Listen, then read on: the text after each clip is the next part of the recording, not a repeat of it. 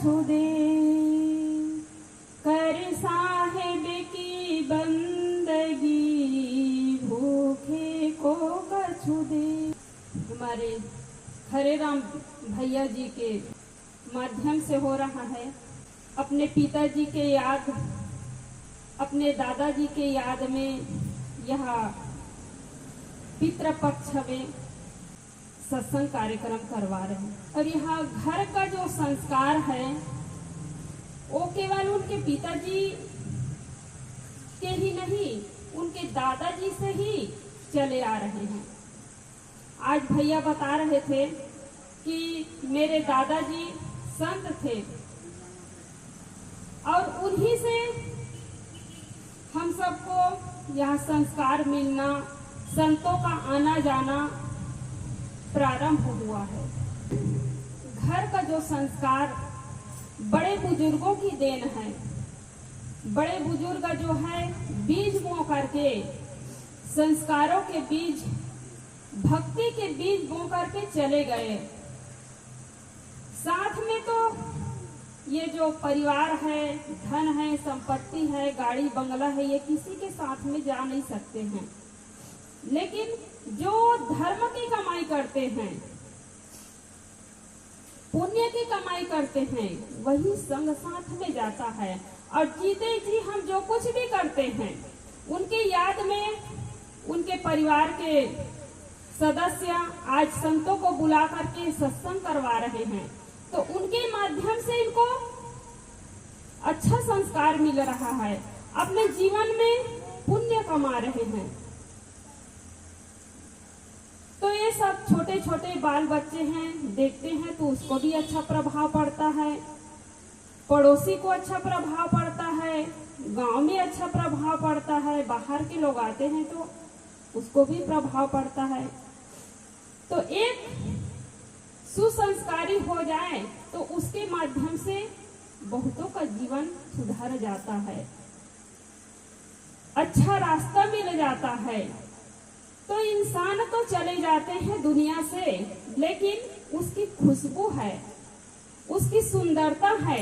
आज हम ये गांव में आते हैं, आप लोग बुलाते हैं, तो ये सब आपको जो संस्कार मिला है, जो रास्ता मिला है, बुजुर्गों की देन है। उन्होंने भक्ति के बीज बो करके चले गए। तो इसलिए इंसान भले नहीं रहते हैं, लेकिन उसकी खुशबू और सुंदरता रहते हैं।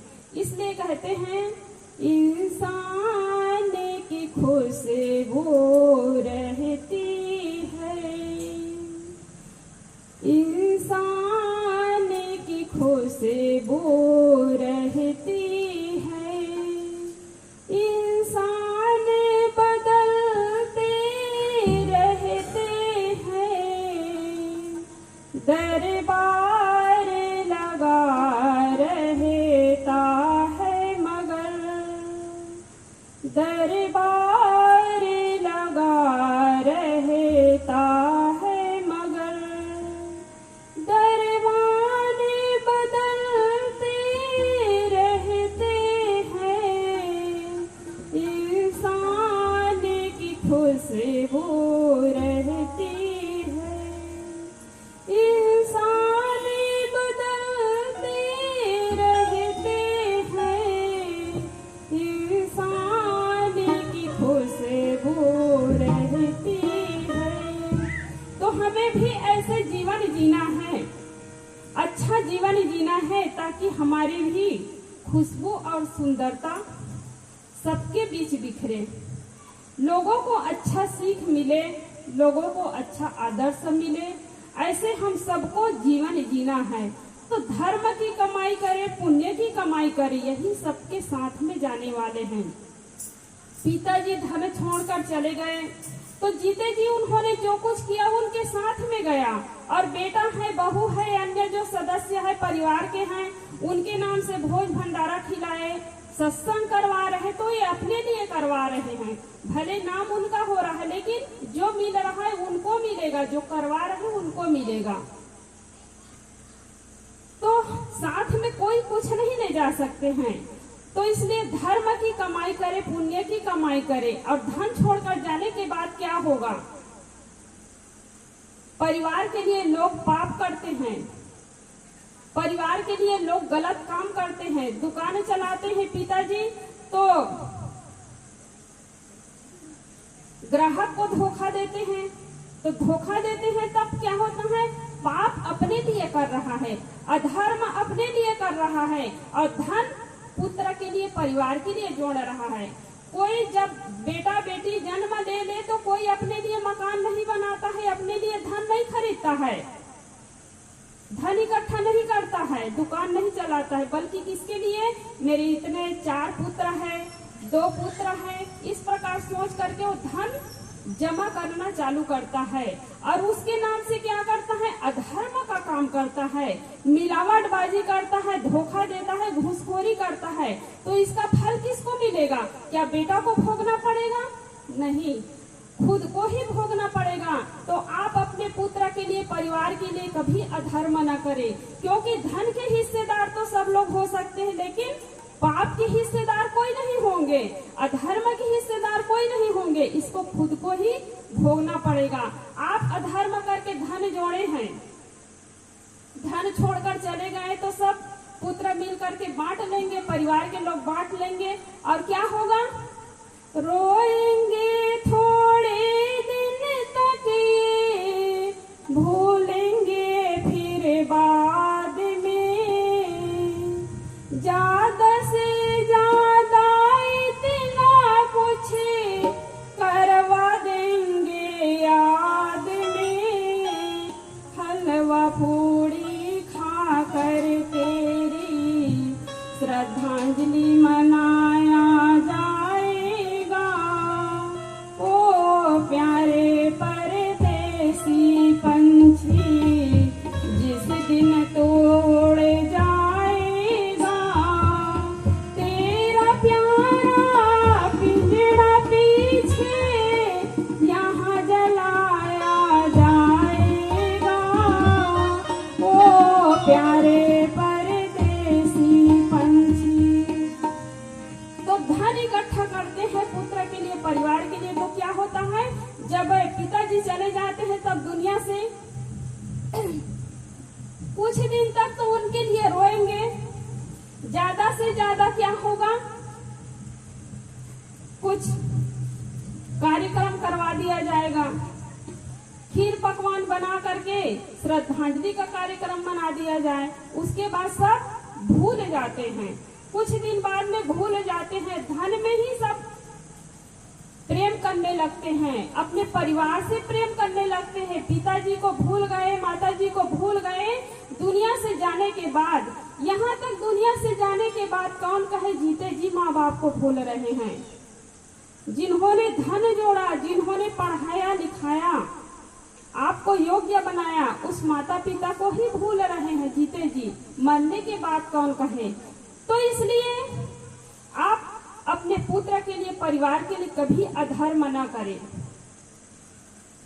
पाप न करें, पाप को खुद को ही भोगना पड़ेगा, आपके कोई परिवार इसके हिस्सेदार नहीं है।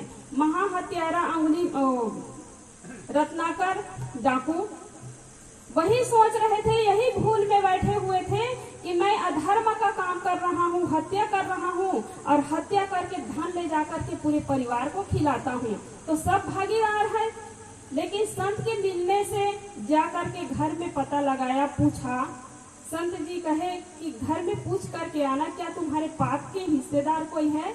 घर वाले लोग कह दिए कि हम पाप के हिस्सेदार नहीं हैं, हमें क्या पता कि आप क्या काम करके धन लाते हैं, क्या चोरी करके लाते हैं, हिंसा करके लाते हैं, खाना तो हमारा काम है, हम पाप के हिस्सेदार नहीं हो सकते हैं। तब उनकी आंखें खुल जाती है।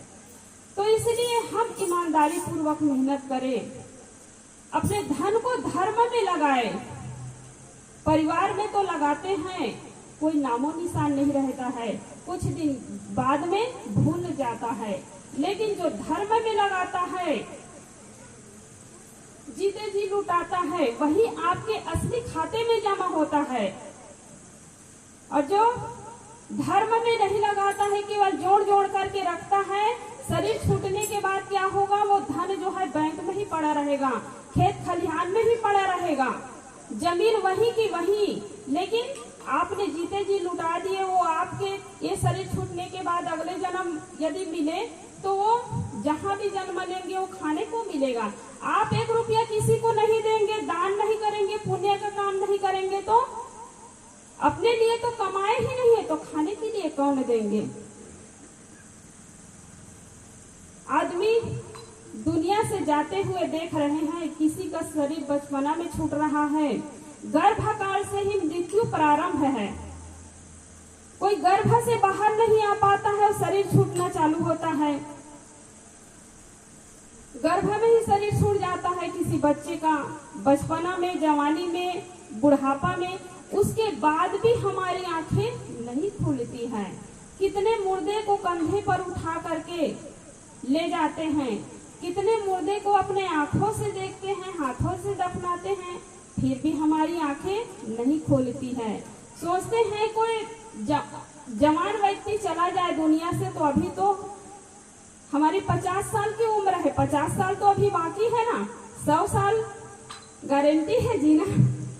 लेकिन आंख बंद करके हम जीते हैं, आंख बंद करके हम सोच रहे हैं कि अभी हमें 100 साल जीना है।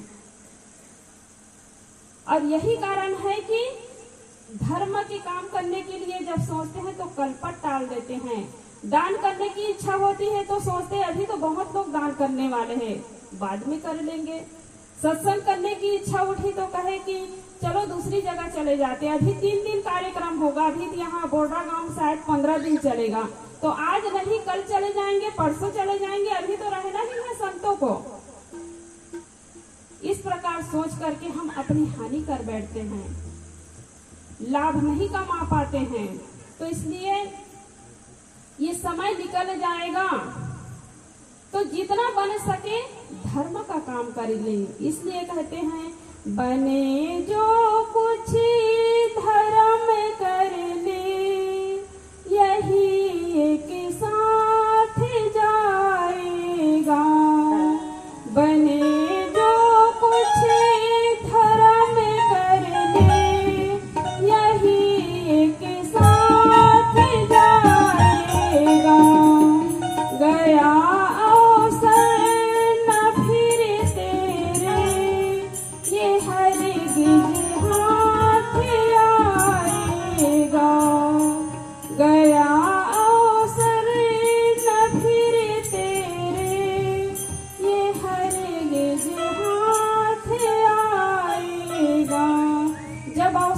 जाएगा तब पछतावा के सिवा कुछ नहीं रहेगा। गया अवसर न फिर तेरे हरगिज हाथ न आएगा। ये हाथ आने वाला नहीं है। और हमारे शरीर में जब शक्ति है, हमारे हाथ में कुछ धन है, रुपये पैसे हैं, तो हम कल के लिए सोचते हैं और कल अवसर नहीं रहेगा। मृत्यु निकट आ जाएगी। जिंदगी की कोई ठिकाना नहीं है कि कब कौन दुनिया से चले जाए। इसलिए वर्तमान में हमें जीना चाहिए, वर्तमान में धर्म परोपकार का काम कर लेना चाहिए, कल पर कभी नहीं टालना चाहिए। तो हम जब आज में जिएंगे, वर्तमान में जिएंगे, तो कभी किसी से लड़ाई नहीं करेंगे, कभी चोरी नहीं करेंगे, कभी मिलावटबाजी नहीं करेंगे, कभी घूसखोरी नहीं करेंगे, कभी की हिंसा नहीं करेंगे किसी की।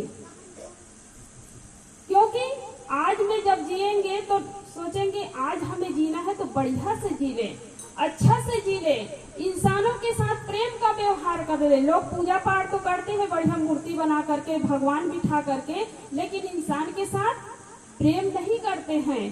सास के साथ अच्छा व्यवहार नहीं, बहू के साथ अच्छा व्यवहार नहीं, भाई भाई में लड़ाई है, भाई भाई में झगड़ा है। तो पूजा पाठ करने से क्या फायदा होता है? इंसान से नफरत करके भगवान को कभी पा नहीं सकते हैं। इसलिए बढ़िया इंसान के साथ प्रेम करना चाहिए। सास के साथ अच्छा व्यवहार न करके देवी दुर्गा के पास जाकर के आप पूजा करते हैं।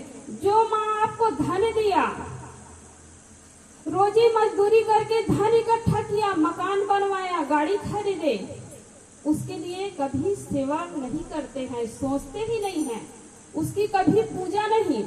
पूजा करने का मतलब ये नहीं कि सास को कुर्सी पे बिठा करके बढ़िया उसके सामने आरती घुमाए, हाथ पैर में तेल लगा करके मालिश करे, ऐसा नहीं। बढ़िया 2 मीठी वाणी बोल दीजिए, यही उनके लिए बहुत है। 2 वक्त का रोटी दे दीजिए बढ़िया गरम गरम बना करके, यही उनके लिए सबसे बड़ी पूजा है। सदगुरु कहते हैं कि जो कुछ करो सो पूजा, जो कुछ पवित्र भाव से किया जाता है वो पूजा है। और पूजा करके गलत व्यवहार किए तो पूजा सार्थक नहीं है। क्योंकि जब शरीर में दर्द होगा, तकलीफ होगी, तो 4 हाथ वाले देवी आपके पास दौड़कर आने वाली नहीं है। वो 2 हाथ वाले देवी जो है, सासू माँ है, वही आपके लिए दौड़ेगी। शरीर में जब दर्द होगा तब सास के शरीर में दर्द हो जाए तो बहुत दौड़ करके आती है, भोजन खिलाती है, कपड़ा धोती है। तो परिवार में प्रेम होना चाहिए। इंसान से नफरत करके कभी भगवान को नहीं पा सकते हैं। इसलिए कहते हैं इंसानी सीना फेरते करते हो, भगवान को कैसे पाओगे। इंसानी सीना फेरते करते हो, भगवान को कैसे पाओगे। इंसान से बढ़कर कोई भगवान ही नहीं है। तो भगवान की कितनी भी पूजा पाठ कर लो, लेकिन कभी भगवान खुश नहीं हो सकते हैं। तो व्यवहार हमारा जब अच्छा होगा तो परमार्थ हमारा अच्छा होगा। व्यवहार अच्छा नहीं होगा तो हमारा परमार्थ बिगड़ जाएगा, परमार्थ कभी बनेगा ही नहीं। तो व्यवहार और परमार्थ दोनों की आवश्यकता है। तो सुंदर व्यवहार करें सबके साथ, यही जीवन में सार्थक है। आप भगवान शिव की पूजा करते हैं, भगवान विष्णु की पूजा करते हैं, या कोई भी महापुरुष को मान लीजिए, राम भगवान, कृष्ण भगवान, और व्यवहार सही नहीं है, तब लोग सोचते हैं हम तो इतना पूजा पाठ किए हैं तो स्वर्ग में हमारे लिए जगह है। स्वर्ग का दरवाजा तो खुला ही है। एक बुढ़िया माँ थी, बहुत कंजूस स्वभाव की, और भगवान की पूजा करती थी, भगवान शिव की उपासना व्रत रहती थी, लेकिन कंजूस स्वभाव, किसी को 1 रुपया देती नहीं थी। कोई भी भूखे प्यासे दरवाजे पर आ जाए तो कभी किसी को भोजन नहीं खिलाती थी, पानी नहीं देती थी। खूब प्रचार हो गया कि बुढ़िया कंजूस है। तो भगवान शिव तक पहुंच गई ये बात। भगवान शिव सोचने लगे कि किसी को नहीं देगी बुढ़िया, लेकिन ये तो मेरी भक्ति करती है, तो मैं जब दरवाजे पर जाऊंगा तो मुझे तो देगी ही। भगवान शिव आ गए दरवाजे पर, बुढ़िया कहने लगी कि बाद में आना, अभी मैं व्यस्त हूँ, अभी काम कर रही हूँ। भगवान निकल गए दरवाजे से। थोड़ी देर बाद में फिर पहुँचते हैं, फिर बुढ़िया कहती है कि बाद में आना। 3 बार हो गया, फिर बुढ़िया कहने लगी बाद में आना। फिर भगवान फिर पहुँचने लगे, उसको तो परीक्षा लेना है। तो बुढ़िया कहने लगी कि मेरे पीछे हाथ धोकर क्यों पड़े हो, अन्य घरों में चले जाइए, गांव में इतने घर है, वहां पर जाकर के मांग सकते हैं भोजन, वहां पर दान मांग सकते हैं। लेकिन बुढ़िया उनको भी नहीं दिए। भगवान शिव अपने लोक में चले गए। जब बुढ़िया की अंत समय आया, तब यमराज उसको लेने के लिए आते हैं कि चलो तुम्हें नरक में जाना है। बुढ़िया कहती है कि मैं तो भगवान का भजन की हूँ, भगवान शिव के पास मुझे जाना है। भगवान दरवाजे पर आई तो भगवान को पहचान नहीं पाई, कह रही कि मैं भगवान शिव के पास जाना चाहती हूँ। तो यमराज कहने लगे कि आप जीवन भर तो ऐसे व्यवहार की हो, किसी को न भोजन दिए हो, किसी को पानी दिए हो, न किसी को 1 रुपया दान दिए हो, तो कहाँ तुम्हारे लिए भगवान शिव के पास जगह है। कहे कि मुझे एक बार दर्शन करा दीजिए। दर्शन कराने के लिए शिवलोक में ले गए। भगवान शिव कहने लगे कि तुमने तो जीवन भर मेरी भक्ति की हो, लेकिन व्यवहार सही नहीं की। किसी के साथ व्यवहार सही नहीं की हो, कि दान नहीं की हो, धर्म का काम नहीं की होते, भक्ति बेकार हो गया, तुम्हारा पूजा बेकार हो गया, ये शिवलोक में तुम्हारे लिए कोई जगह नहीं है। तो बुढ़िया हाथ जोड़ने लगी कि भगवान कम से कम 1 सप्ताह मुझे अवसर दे दीजिए, 1 सप्ताह के लिए केवल। तो 1 सप्ताह के लिए फिर समय दिया गया। तो बुढ़िया 1 सप्ताह में क्या करने लगी, खूब दान करने लगी, खूब पुण्य कमाने लगी और जबरदस्ती बुला करके भोजन खिलाती थी, कपड़ा बांटती थी, धन बांटती थी, खूब 1 सप्ताह तक। उसके बाद में उसका अंत समय हुआ। तो भगवान शिव कहने लगे कि 1 सप्ताह तक तुमने जो अच्छा काम किया, धर्म का काम किया, इसलिए शिवलोक में तुम्हारे लिए एक जगह है। तो आदमी के पास, कहने का मतलब है कि आदमी के पास जब समय रहता है तो समय को पहचान नहीं पाता है। सोचते हैं कि हम बड़े भक्ति कर रहे हैं, बड़े भजन कर रहे हैं और लोगों के साथ गलत व्यवहार करते हैं।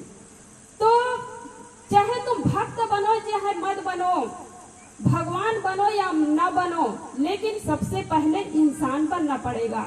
और इंसान नहीं बनोगे तब तक कुछ भी बन जाओ, कुछ भी काम आने वाला नहीं है।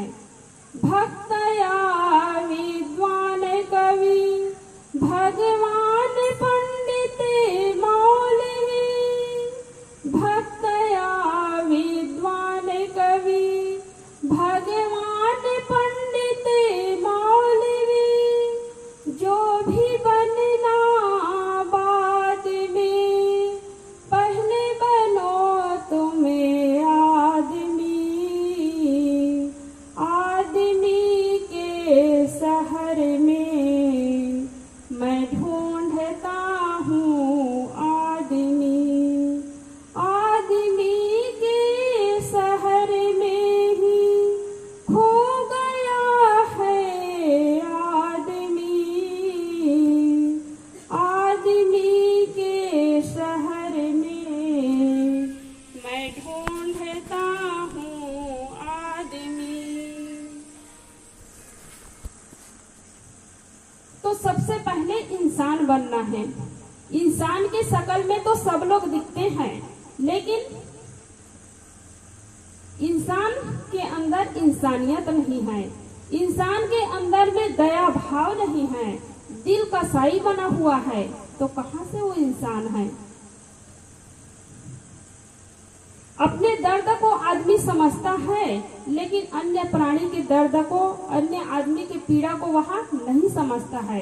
तो सबसे बड़ा धर्म तो ये दया है, दया धर्म का मूल है। आप धार्मिक कब कहला सकते हैं, जब आपके अंदर में दया भाव होगा। सबके पीड़ा को अपने पीड़ा के समान समझेंगे, सबके दुख को अपने दुख के समान समझेंगे। सदगुरु कबीर साहब कहते भी हैं, है बिगड़ायल और की बिगड़ो नाही बिगाड़ो। ये पहले से जीव दुखी है और उसके दिल को और न दुखाओ। अपने प्राणों के समान सब प्रिय है। जैसे तुम्हें तकलीफ होती है वैसे उनको भी, तुम्हें प्यास लगती है वैसे सामने वाले को भी, तुम्हें भूख लगती है वैसे सामने वालों को भी भूख लगती है। आदमी पाना तो चाहते हैं कि सब मेरे साथ सुंदर व्यवहार करे, मीठी माड़ी से बात करे, लेकिन हम सामने वाले से ऐसा व्यवहार नहीं करते हैं। तो पुण्य का काम यही है कि हम जैसा चाहते हैं वैसे दूसरों के साथ करें। हर आदमी सुख चाहता है, हर आदमी शांति चाहता है, और ऐसे सामने वाले के लिए भी सोचे, सामने वालों को भी दे। लेकिन हम पाना तो चाहते हैं, लेकिन देना नहीं चाहते हैं। और पाना चाहते हैं इसलिए हर इंसान दुखी है।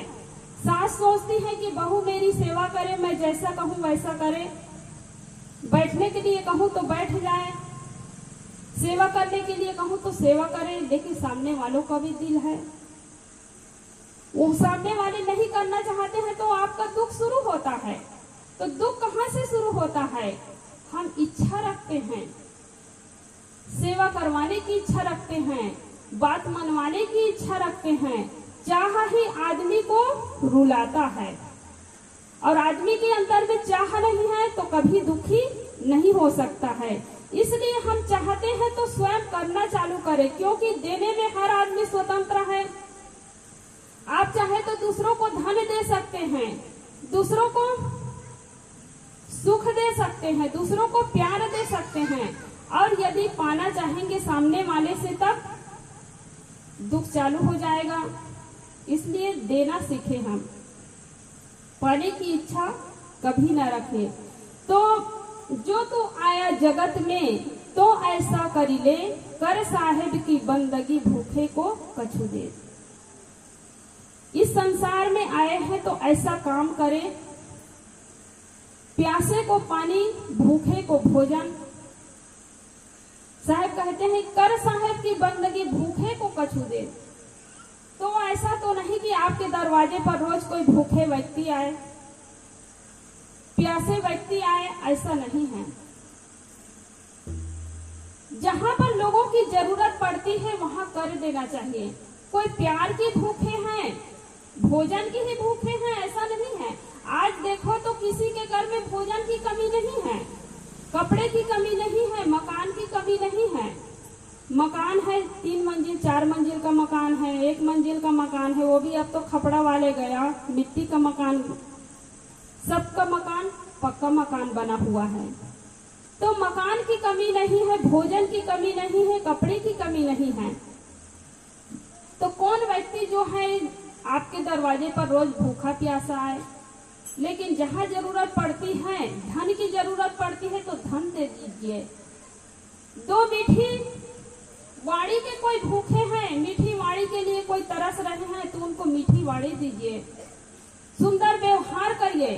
क्योंकि जो खाट में पड़ा हुआ व्यक्ति है, जो भगवान को पुकारता है, संसार में जीना नहीं चाहता है, ऐसे लोगों के साथ जाकर के सुंदर व्यवहार करिए, मीठी वाणी से बात करिए, तो उनको लगेगा कि वो भगवान को ही भूल जाएगा। भगवान की याद कब करते हैं लोग? जब दुख आता है शरीर में, तब बहू बेटा सेवा नहीं करते हैं, बहू बेटा बात नहीं मानते हैं, भोजन नहीं देते हैं, कपड़ा नहीं देते हैं, 2 और उल्टी कड़वी बातें सुनाते हैं, तब लोग भगवान की याद करते हैं। और जब सेवा हो अच्छी तो परिवार के मुंह में न संतों को याद करेंगे न तो भगवान को याद करेंगे, सबको भूल जाते हैं। ऐसे ही एक बुढ़िया माँ थी, बहुत दुखी थी, रोती हुई पड़ी रहती थी, तो संत को याद करती है। संत के पास पहुंचती है बुढ़िया माँ और कहती है कि भगवान मैं बहुत दुखी हूँ, मुझे कुछ युक्ति बताइए। मेरे बहू बेटा मुझे भोजन नहीं देते हैं, कपड़ा नहीं देते हैं, मीठी वाणी से बात नहीं करते, मेरा ही कमाया हुआ धन है, उसको सब लोग बढ़िया खा पी रहे, मौज उड़ा रहे हैं, लेकिन मुझे पूछते भी नहीं है। तो संत युक्ति बताते हैं कि तुम्हारे पास कुछ है मुट्ठी में?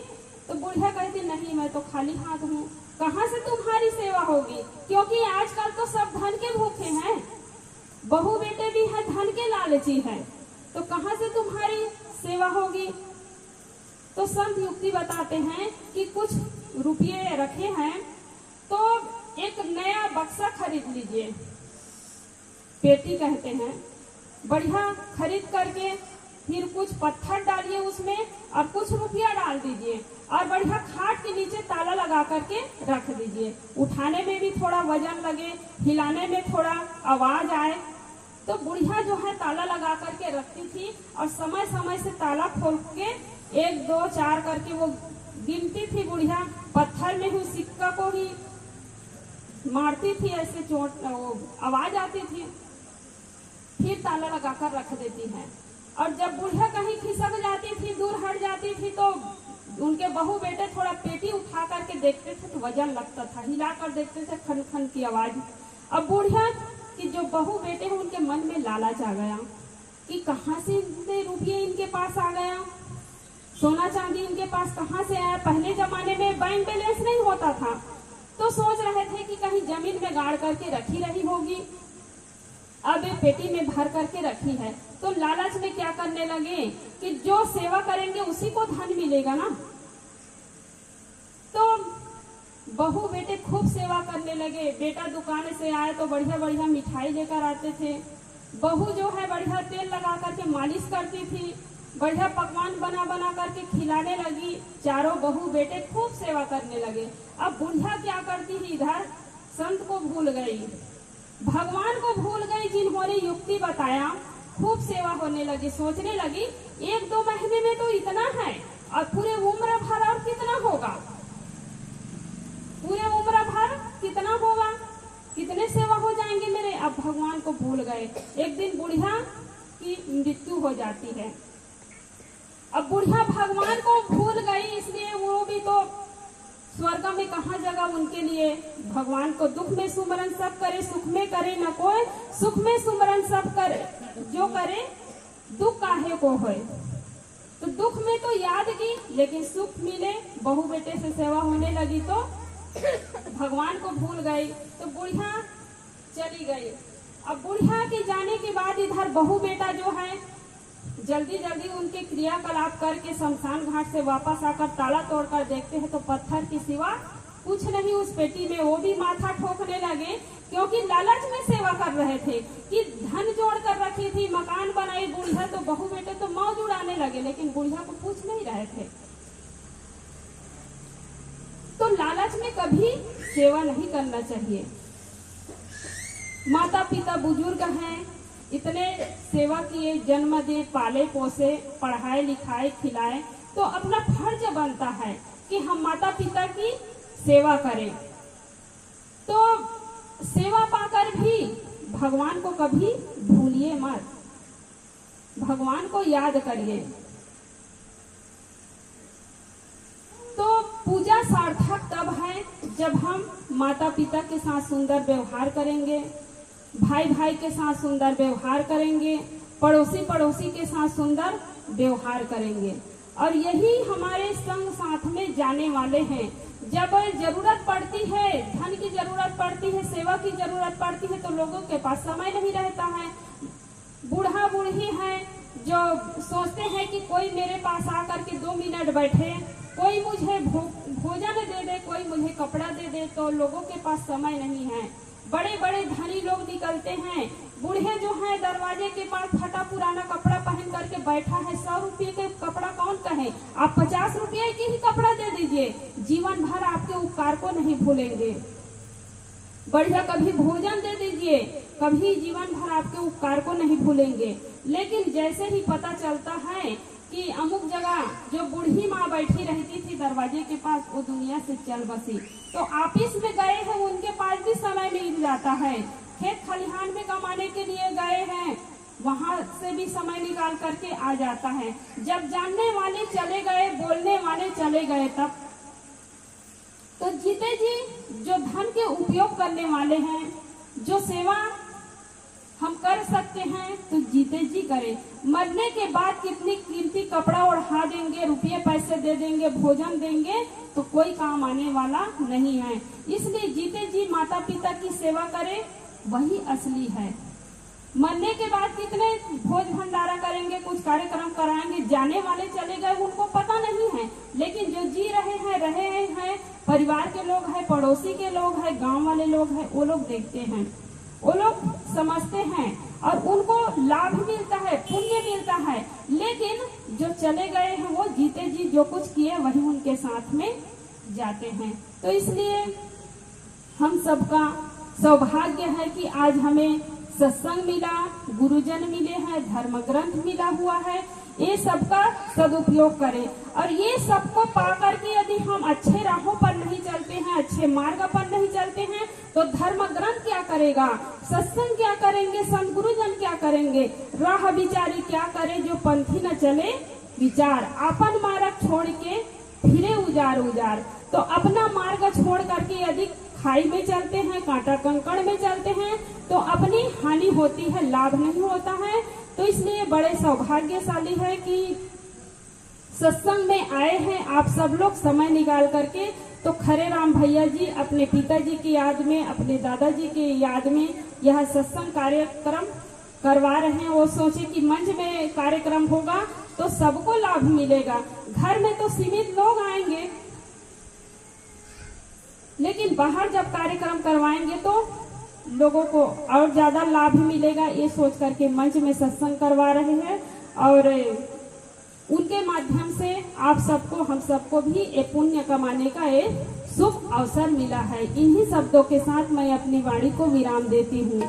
बोलिए सदगुरु देव की, सदगुरु कबीर साहिब की, संत समाज की।